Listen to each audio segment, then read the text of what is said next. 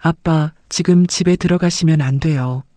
출장에서 돌아온 아버지에게 마중 나온 딸이 던진 말입니다. 반갑게 손을 흔들던 아버지의 얼굴이 그대로 굳었어요. 딸은 눈물만 흘릴 뿐 아버지의 물음에 딸은 끝내 아무 대답도 하지 못했습니다. 일주일 전까지 평범했던 그 집에서 도대체 무슨 일이 있었던 걸까요? 안녕하세요, 여러분. 오늘도 이렇게 귀한 시간 내어 함께 해주셔서 감사합니다. 지금 이 영상 어디에서 듣고 계신가요? 거실 소파에 앉아 계실 수도 있고 따뜻한 차 한 잔 곁에 두고 계실 수도 있겠죠. 댓글로 계신 곳을 남겨주시면 그곳에 건강과 행복이 가득하시길 마음 담아 빌어드리겠습니다. 오늘도 여러분의 하루에 작은 위로가 되는 이야기 정성껏 준비했습니다. 시작하기 전에 구독과 좋아요 한 번씩 눌러주시면 큰 힘이 됩니다. 그럼 오늘의 이야기 시작하겠습니다. 인천국제공항 새벽 비행기를 타고 온 사람들로 입국장이 분주합니다. 박정호 씨는 캐리어 손잡이를 꽉 쥔 채 자동문을 빠져나왔어요. 일주일간의 출장으로 어깨가 뻐근했지만 입가에는 옅은 미소가 걸려 있었죠. 딸 지우가 마중 나와 있을 거라는 생각에 발걸음이 가벼워졌습니다. 저 멀리 익숙한 교복 차림의 작은 그림자가 보였어요. 정호 씨는 반갑게 손을 들어 흔들었습니다. 지우야, 여기. 그러나 지우는 손을 흔들지 않았어요. 양손을 가방끈에 꽉 붙인 채 그 자리에 그대로 서 있었죠. 정호 씨는 걸음을 늦추며 딸의 얼굴을 살폈습니다. 평소라면 환하게 웃으며 뛰어왔을 아이였어요. 그런데 지금 지우의 얼굴엔 핏기가 없었습니다. 가까이 다가설수록 지우의 눈동자가 흔들리는 게 보였어요. 입술은 몇 번이나 달싹였지만 말이 되어 나오지 않았죠. 정호 씨의 심장이 갑자기 빠르게 뛰기 시작했습니다. 지우야, 왜 그래? 무슨 일 있었어? 지우는 고개를 떨궜습니다. 작은 두 손이 가방끈을 비틀듯 움켜쥐었어요. 손끝이 하얗게 변할 정도였죠. 정호 씨는 캐리어를 그대로 세워둔 채 딸 앞에 한쪽 무릎을 살짝 굽혀 눈높이를 맞췄습니다. 아빠 보니까 안 반가워? 왜 말이 없어? 그제야 지우가 고개를 들었어요. 눈동자에 눈물이 가득 차 있었습니다. 정호 씨는 그 모습에 가슴이 철렁 내려앉았죠. 출장 내내 별일 없을 거라 믿었던 집이었어요. 그런데 딸의 얼굴을 보는 순간 무언가 잘못되었다는 직감이 등줄기를 타고 흘렀습니다. 지우는 떨리는 목소리로 겨우 입을 열었어요. 아빠, 지금 집에 들어가시면 안 돼요. 공항의 시끄러운 소리가 순간 멀게 느껴졌습니다. 정호 씨는 자신이 잘못 들은 줄 알았어요. 캐리어 바퀴 소리, 안내 방송, 사람들의 발걸음 소리가 전부 흐릿해지고 오직 딸의 떨리는 입술만 눈에 들어왔죠. 뭐라고? 지우는 더 말을 잇지 못했습니다. 눈물이 뺨을 타고 흘러내렸어요. 정호 씨는 딸의 어깨를 붙잡았습니다. 손바닥에 닿은 어깨가 가늘게 떨리고 있었죠. 한 번도 본 적 없는 딸의 모습이었습니다. 공항 천장의 차가운 조명 아래 두 사람만 그 자리에 멈춰 있는 듯 했어요. 정호 씨의 머릿속엔 수많은 생각이 스쳐갔습니다. 회사 문제일까? 건강 문제일까? 하지만 그 어떤 짐작도 딸의 눈물을 설명해 주지 못했죠. 정호 씨는 마른 입술을 겨우 떼며 다시 물었습니다. 왜 안 되는데? 집에 무슨 일 있어? 지우는 입을 열었다가 다시 닫았어요. 차마 말할 수 없는 무언가가 그 작은 가슴 속에 가득 차 있는 듯 했습니다. 결국 지우는 아무 대답도 하지 못한 채 고개를 떨구고 흐느끼기 시작했죠. 공항 근처 작은 카페, 창밖으로 비행기가 낮게 날아가는 소리가 들렸어요. 정호 씨는 딸을 데리고 구석 자리에 앉았습니다. 테이블 위 커피잔에선 미처 마시지 못한 김이 식어가고 있었죠. 지우는 두 손으로 컵을 감싸 쥔 채 고개를 들지 못했어요. 지우야, 말을 해야 아빠가 알지. 정호 씨의 목소리가 평소보다 낮게 깔렸습니다. 다그치는 말투는 아니었지만 다급함이 묻어났어요. 지우는 입술을 깨물며 시선을 테이블 위로 떨궜습니다. 그냥 나중에 말씀드릴게요. 그 한마디에 정호 씨의 속이 더 타들어갔어요. 나중이라는 말이 지금 이 순간엔 가장 무서운 말처럼 들렸습니다. 정호 씨는 의자에 등을 기댄 채 천장을 올려다봤어요. 머릿속이 어지러웠습니다. 자연스럽게 3년 전 기억이 떠올랐죠.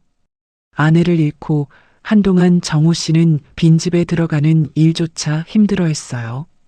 거실 불을 켜면 아내의 빈자리가 더 크게 느껴졌고 밤마다 잠을 이루지 못했습니다. 그런 정호 씨를 보다 못한 지인이 자리를 마련했어요. 그 자리에서 만난 사람이 윤석영이었습니다. 석영은 처음부터 살갈스러웠어요. 말투도 부드러웠고 정호 씨의 이야기를 들을 때마다 눈을 맞추며 고개를 끄덕여줬죠. 처음 본 자리에서도 어색함이 없었습니다. 몇 번의 만남 끝에 석영은 지우에게도 다정하게 다가갔어요. 학교 준비물을 챙겨주기도 하고 좋아하는 간식을 먼저 물어보기도 했습니다. 주변 사람들은 모두 한 목소리로 말했어요. 정호 씨, 이번엔 정말 좋은 사람 만났네요. 그 말들이 정호 씨의 마음을 더 편하게 만들어줬죠. 재혼을 결심하는데 오랜 시간이 걸리지 않았습니다. 외로움도 지우 걱정도 석영이라면 채워줄 수 있을 거라 믿었어요. 지금 이 순간 그 기억들이 다시 떠오르자 정호 씨의 손끝이 차가워졌습니다. 컵을 쥔 손에 힘이 들어갔어요. 만약 그날의 선택이 잘못된 거였다면 그 생각만으로도 명치 끝이 조여오는 느낌이었죠.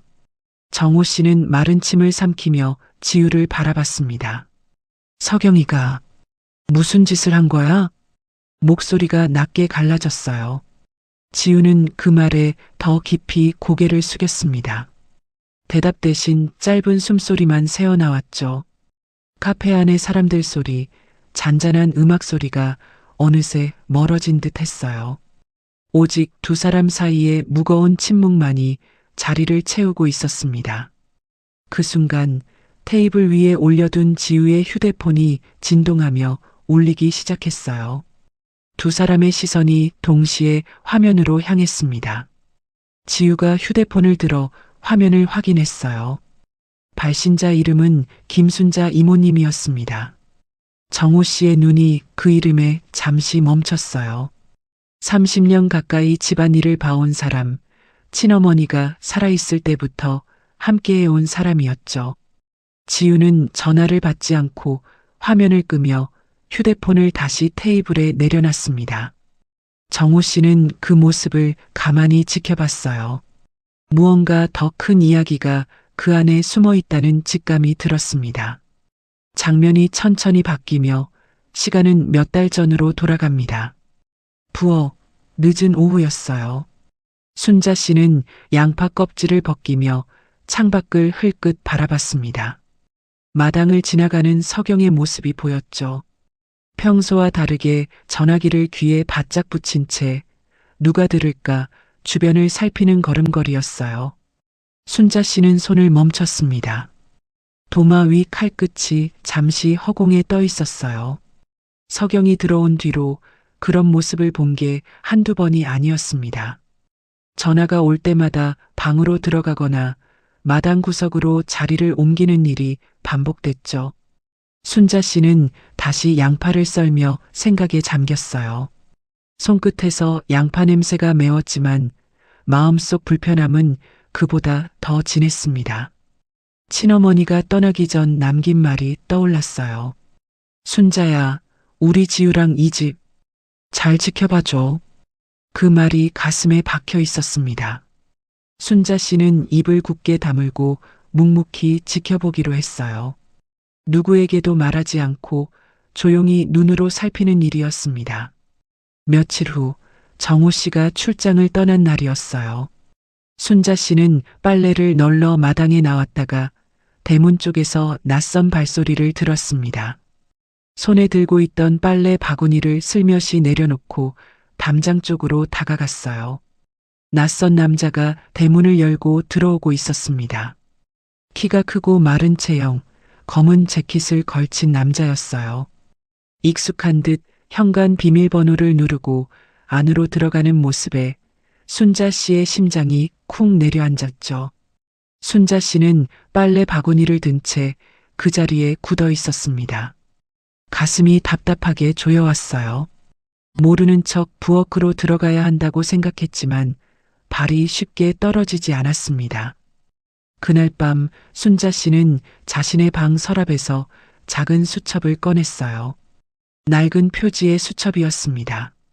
떨리는 손으로 첫 장을 펼쳤고 날짜와 시간을 또박또박 적어 내려갔어요. 5월 1 오후 3시. 낯선 남자, 현관 비밀번호로 들어옴. 펜을 쥔 손끝이 차가웠습니다. 창밖에는 어느새 어둠이 깊게 내려앉아 있었어요. 순자 씨는 수첩을 덮으며 낮게 한숨을 내쉬었습니다. 이제부터 무엇을 보든 기록해두기로 마음먹었죠. 며칠이 지났습니다. 순자 씨는 아침부터 청소기를 돌리며 거실을 정리하고 있었어요. 창문 틈으로 햇살이 들어왔지만 마음은 가볍지 않았습니다. 그날도 어김없이 대문 쪽에서 인기척이 들렸죠. 순자 씨는 청소기 전원을 슬며시 끄고 창가로 다가갔어요. 그 남자였습니다. 지난번과 같은 검은 재킷, 같은 걸음걸이로 대문을 열고 들어오고 있었죠. 순자 씨의 손이 저절로 휴대폰을 찾았습니다. 떨리는 손가락으로 카메라 앱을 켰어요. 창문 틈 사이로 조심스럽게 휴대폰을 들었습니다. 셔터 소리가 날까봐 숨까지 참았어요. 남자가 현관으로 들어서는 순간 순자 씨는 사진 몇 장을 찍는데 성공했습니다. 심장이 쿵쾅거렸어요. 손바닥엔 땀이 차 있었습니다. 순자 씨는 휴대폰을 앞치마 주머니에 황급히 집어넣고 다시 청소기를 돌리는 척했어요. 그때 부엌 쪽에서 서경의 목소리가 들려왔습니다. 평소보다 낮고 빠른 말투였어요. 순자 씨는 걸레를 든 채 발끝으로 조용히 다가가 부엌 문 옆에 몸을 붙였습니다. 그 사람이 곧 정리될 거야. 조금만 더 기다려. 서경의 목소리가 또렷하게 들렸어요. 순자 씨의 손끝이 차갑게 식었습니다. 그 사람이라는 말이 정호 씨를 가리키는 건지 순자 씨의 머릿속이 복잡하게 엉켰어요. 등골을 따라 서늘한 기운이 스쳤습니다. 순자 씨는 더 듣고 싶었지만 발소리가 가까워지자 황급히 자리를 벗어났어요. 거실로 돌아와 청소기 손잡이를 꽉 쥔 채 가슴을 쓸어내렸습니다. 숨이 자꾸 가빠졌어요. 그날 밤 순자 씨는 작은 방에 들어가 문을 잠갔습니다. 서랍에서 수첩을 꺼내 펼쳤어요. 펜을 쥔 손이 가늘게 떨렸습니다. 5월 1. 그 남자 또 옴. 사모님, 그 사람 곧 정리된다고 통화함. 글씨를 적는 내내 순자 씨의 눈가가 뜨거워졌어요. 사모님이 살아계셨을 때의 따뜻한 얼굴이 떠올랐습니다. 그 사람이 남긴 가족을 누군가 함부로 흔들고 있다는 생각에 가슴이 미어졌죠. 순자 씨는 수첩과 사진이 담긴 휴대폰을 품에 안고 한참을 앉아 있었어요. 누구에게 이 사실을 알려야 할지 밤새 고민했습니다. 정호 씨에게 바로 말하기엔 아직 확실한 증거가 부족하다고 느껴졌어요. 다음 날 오후 지우가 학교에서 돌아왔습니다. 순자 씨는 마당에서 빨래를 걷던 손을 멈추고 지우를 바라봤어요. 평소처럼 인사를 건네려던 지우는 순자 씨의 표정이 다르다는 걸 금세 알아챘습니다. 순자 씨는 주변을 살피며 지우를 조용히 불렀어요. 지우야. 이모가 할 말이 있어. 목소리가 낮고 무거웠습니다. 지우의 얼굴에서 웃음기가 사라졌어요. 순자 씨는 떨리는 손으로 앞치마 주머니 속 휴대폰을 꽉 쥐었습니다. 더는 혼자 짊어질 수 없는 무게였어요. 다시 현재 카페 안이었습니다. 지우는 휴대폰을 내려놓는 대신 가방 속에서 작은 메모지 한 장을 조심스럽게 꺼냈어요. 순자 이모가 출력해서 건네준 사진이었죠. 지우의 손이 가늘게 떨렸습니다. 아빠, 이거 보세요. 지우가 메모지를 테이블 위에 올려놨어요. 정호 씨는 천천히 손을 뻗어 그것을 집어들었습니다. 검은 재킷을 입은 남자의 옆모습이 흐릿하게 찍힌 사진이었어요. 정호 씨의 눈동자가 흔들리기 시작했습니다. 처음엔 낯선 얼굴인 줄 알았어요. 하지만 자세히 들여다볼수록 어딘가 익숙한 인상이 겹쳐졌습니다. 정호 씨의 머릿속에서 기억 하나가 천천히 떠올랐어요. 작년 가족 모임 자리 서경이 데려왔던 사람. 이 사람, 서경이 사촌 오빠라고 했던 사람 아니야? 정호 씨의 목소리가 낮게 갈라졌습니다. 손끝이 사진 위에서 멈춘 채 떨리고 있었어요. 그날 서경은 자연스럽게 그 남자를 소개했었죠. 명절이라 인사드리러 왔다며 미소까지 지어 보였던 기억이었습니다. 지우는 고개를 끄덕였어요. 목소리는 작았지만 또렷했습니다. 이모가 그러는데 그 사람이 계속 집에 드나든대요. 아빠 없을 때마다요. 정호 씨의 심장이 빠르게 뛰기 시작했어요. 손바닥에 땀이 차오르는 게 느껴졌습니다. 애써 침착하려 했지만 사진을 쥔 손이 자꾸 떨려왔어요. 그게 무슨 의미야? 지우는 잠시 망설이다가 다시 가방에서 휴대폰을 꺼냈습니다.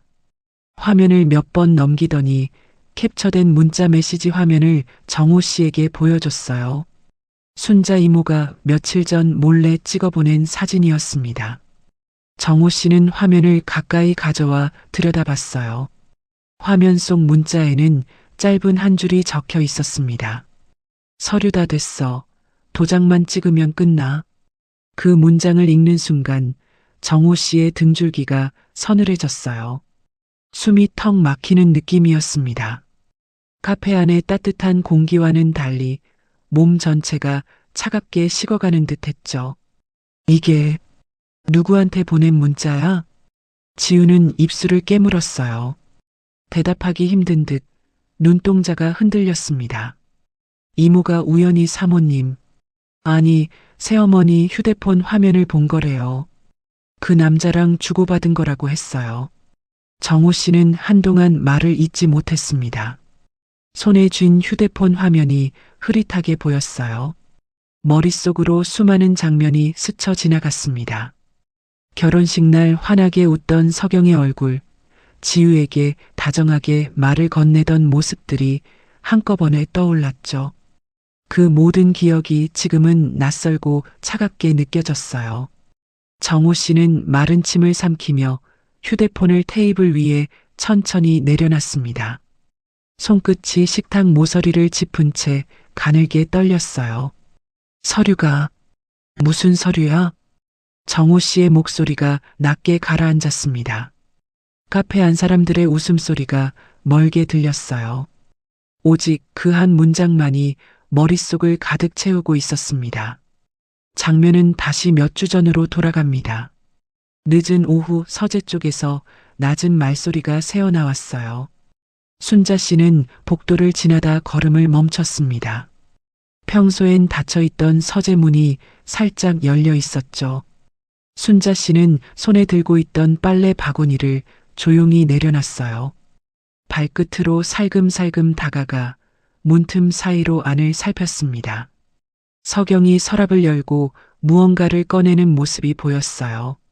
서경의 손에는 작은 도장과 두툼한 서류 봉투가 들려 있었습니다. 정호 씨가 평소 회사 중요한 서류에만 쓰던 인감이었어요. 순자 씨의 눈이 그 도장에 멈췄습니다. 가슴이 철렁 내려앉았죠. 서경은 그것을 검은 재킷을 입은 남자에게 건넸어요.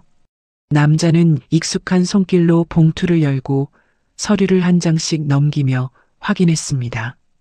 말투는 사무적이었어요.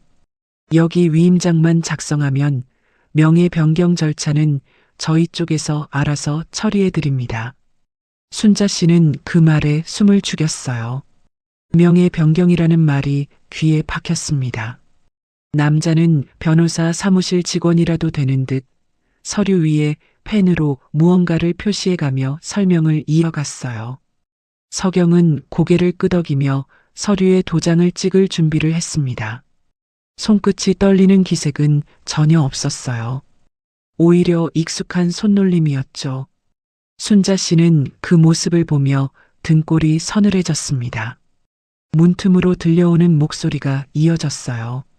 이 정도면 명예 변경 절차 끝나요. 다음 단계만 남았습니다.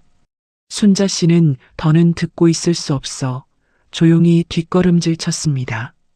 심장이 쿵쾅거리며 뛰었어요. 복도를 걸어 나오는 발걸음이 자기도 모르게 빨라졌습니다. 부엌으로 돌아온 순자 씨는 떨리는 손으로 휴대폰을 꺼냈어요. 손가락이 자꾸 미끄러져 카메라 앱을 켜는데도 몇 번이나 실패했습니다. 겨우 화면을 켠 순자 씨는 서재 문 쪽을 다시 살피며 조심스럽게 다가갔어요. 문틈 사이로 보이는 서류의 일부, 도장이 찍히기 직전의 장면이 사진 속에 담겼습니다. 순자 씨는 사진을 찍자마자 휴대폰을 품에 안고 부엌으로 돌아왔어요. 숨이 가빠졌습니다. 그날 밤 순자 씨는 잠을 이루지 못했어요. 천장을 바라보며 몇 번이나 몸을 뒤척였습니다. 사모님이 떠나기 전 마지막으로 남긴 말이 자꾸 떠올랐어요. 순자야, 우리 지우랑 이 집 잘 지켜봐줘. 순자 씨는 이불을 걷어내고 일어나 앉았습니다. 더는 혼자 안고 있을 수 없는 무게였어요. 다음 날 아침 순자 씨는 결심한 얼굴로 지우의 방문 앞에 섰습니다. 손에는 휴대폰과 낡은 수첩이 들려 있었어요. 지우야, 이모가 다 말해줄게. 들어봐. 목소리가 낮고 진지했습니다. 지우는 그 표정을 보자마자 무언가 심각한 일이 벌어졌다는 걸 직감했어요. 두 사람은 방문을 닫고 한참 동안 낮은 목소리로 이야기를 나눴습니다. 다시 현재 카페 안이었습니다. 정호 씨는 휴대폰을 쥔 손이 부들부들 떨리고 있었어요. 화면에는 순자 이모가 보낸 사진과 문자들이 그대로 떠 있었습니다. 머릿속이 새하얗게 비워지는 느낌이었어요. 지우는 테이블 아래로 두 손을 꽉 맞잡았습니다. 떨리는 목소리를 애써 누르며 입을 열었어요. 아빠, 출장 가신 동안 마지막 서류 정리를 끝내려던 거였대요.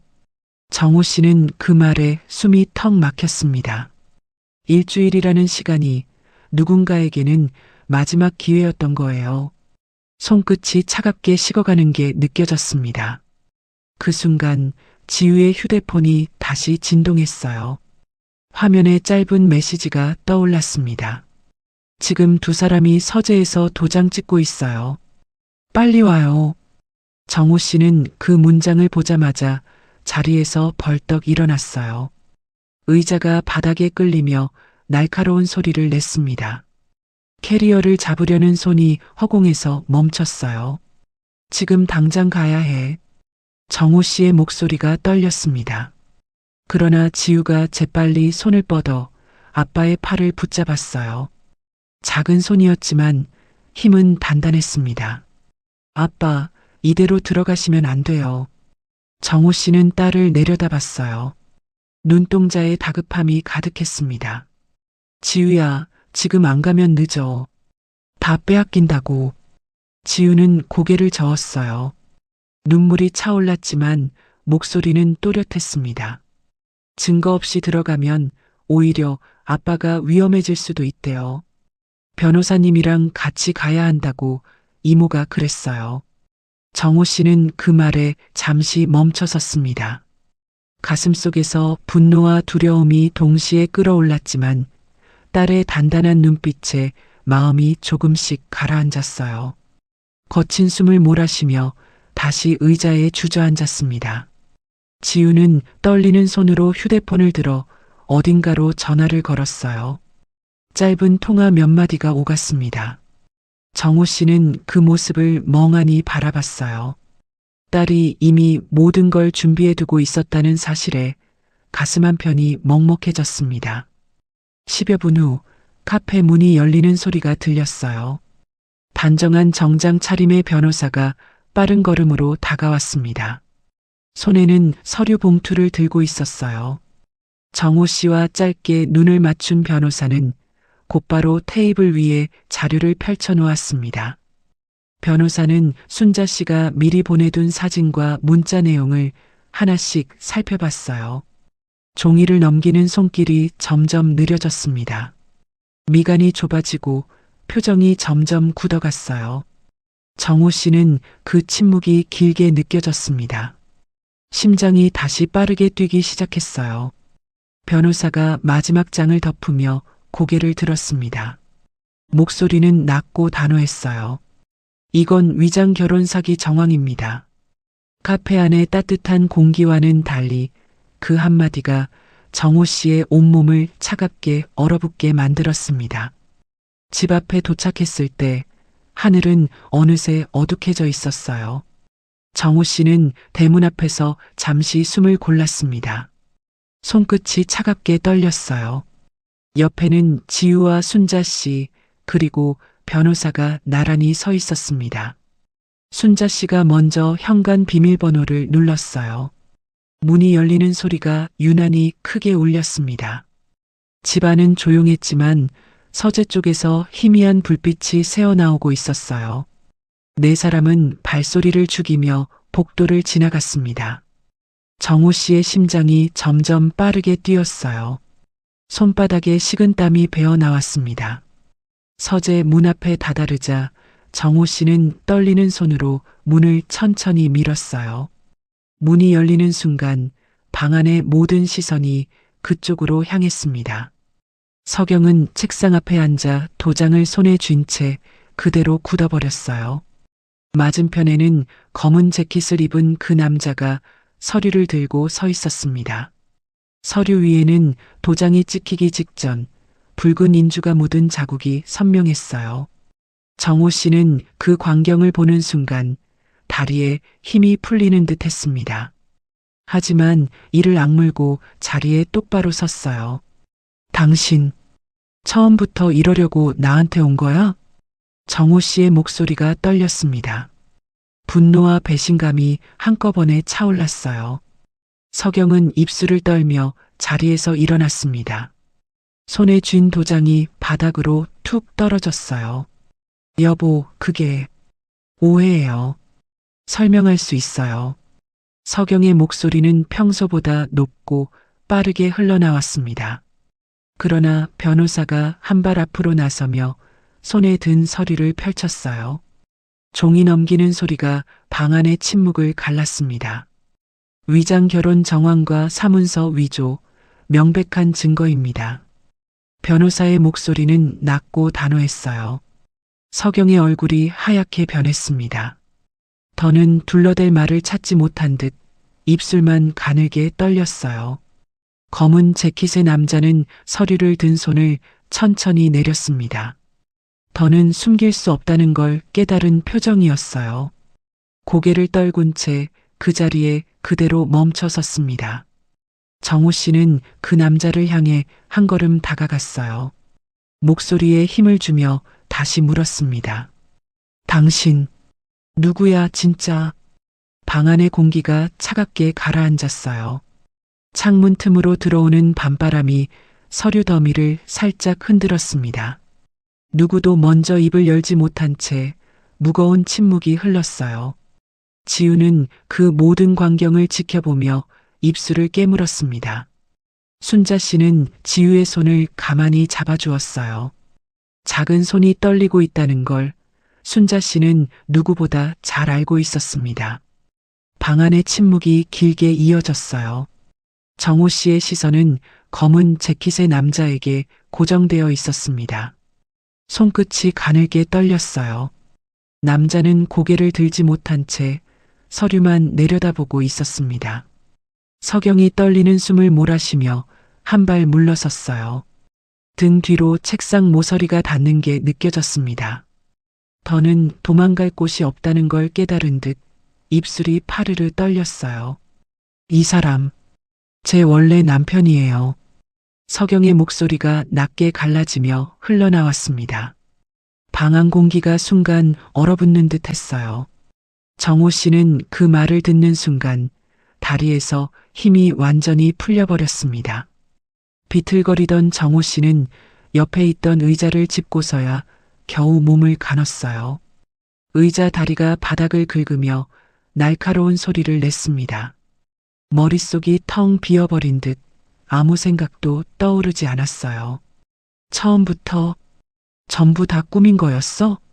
정호 씨의 목소리가 갈라졌습니다. 손등에 핏줄이 선명하게 드러날 정도로 의자 손잡이를 꽉 움켜쥐고 있었어요. 서경은 그 물음에 답하지 못한 채 시선을 떨궜습니다. 그러나 곧 서경의 표정이 다르게 변했어요. 더는 잃을 게 없다는 듯 눈빛이 차갑게 식었습니다. 떨리던 입술 대신 날카로운 목소리가 터져나왔어요. 당신 같은 사람한테는 처음부터 사랑 같은 거 없었어. 그 외침이 방 안에 쩌렁쩌렁 울렸습니다. 정호 씨는 그 말에 가슴이 칼로 베인 듯 아려왔어요. 그러나 곧 입을 굳게 다물며 떨리는 숨을 천천히 가라앉혔습니다. 지우는 더는 참지 못하고 그 자리에서 눈물을 터뜨렸어요. 어깨가 들썩이며 흐느끼는 소리가 방 안에 퍼졌습니다. 그동안 꾹꾹 눌러왔던 감정이 한꺼번에 터져 나오는 듯 했어요. 순자 씨는 지우를 가만히 끌어안았습니다. 작은 등을 토닥이는 손길이 따뜻했어요. 지우는 순자 씨의 품에 얼굴을 묻은 채 한참을 흐느꼈습니다. 이제 다 끝났어. 괜찮아. 순자 씨의 목소리가 낮고 차분하게 울렸어요. 지우의 어깨를 감싼 손에 힘이 들어갔습니다. 오랜 세월 묵묵히 지켜온 사람만이 건넬 수 있는 위로였어요. 정호 씨는 그 모습을 바라보며 천천히 숨을 내쉬었습니다. 분노와 슬픔이 뒤섞인 표정이었어요. 그러나 딸과 순자 씨가 서로를 의지하는 모습에 마음 한구석이 조금씩 가라앉기 시작했습니다. 그때 멀리서 사이렌 소리가 점점 가까워지기 시작했어요. 창밖 너머로 붉고 푸른 불빛이 어른거렸습니다. 방 안의 모든 시선이 동시에 창문 쪽으로 향했어요. 모든 것이 비로소 끝나가고 있었습니다. 며칠이 지났습니다. 거실 창문으로 따뜻한 햇살이 들어왔어요. 정호 씨는 소파에 앉아 두툼한 서류 봉투를 천천히 정리하고 있었습니다. 손끝에 닿는 종이의 감촉이 며칠 전과는 다르게 느껴졌어요. 윤석영과 최강식은 사기 및 사문서 위조 혐의로 수사를 받게 되었습니다. 변호사가 모아온 증거들이 결정적인 역할을 했어요. 위임장 서류, 통화 내역, 사진들이 하나하나 법적 증거로 채택되었습니다. 정호 씨는 회사 명의와 재산을 모두 되찾을 수 있었어요. 하지만 마음이 가볍지만은 않았습니다. 서류를 정리하는 손끝에 회한이 묻어났어요. 믿었던 사람에게 속았다는 사실은 쉽게 지워지지 않는 상처였습니다. 거실 한쪽에서 순자 씨가 차를 끓이고 있었어요. 따뜻한 보리차 냄새가 집 안가득 퍼졌습니다. 정호 씨는 서류를 내려놓고 천천히 자리에서 일어났어요. 순자 씨 앞으로 다가가 허리를 깊이 숙였습니다. 그동안 우리 가족 지켜주셔서 정말 감사합니다. 정호 씨의 목소리가 낮게 떨렸어요. 순자 씨는 두 손을 앞치마에 닦으며 당황한 듯 손을 내저었습니다. 눈가가 붉어지고 있었어요. 아이고, 제가 뭘 했다고 그러세요. 순자 씨는 애써 웃어 보였지만 눈물이 먼저 차올랐습니다. 떨리는 목소리로 말을 이었어요. 사모님, 마지막 부탁이었어요. 그것만 지킨 거예요. 그 말을 듣는 순간 정호 씨의 눈시울도 뜨거워졌습니다. 아내가 떠나며 남긴 마지막 마음이 이렇게 한 사람의 30년 세월로 이어져 있었다는 사실이 가슴을 울렸어요. 거실 문이 열리며 지우가 들어왔습니다. 교복 차림으로 가방을 맨 채 환한 얼굴로 두 사람을 바라봤어요.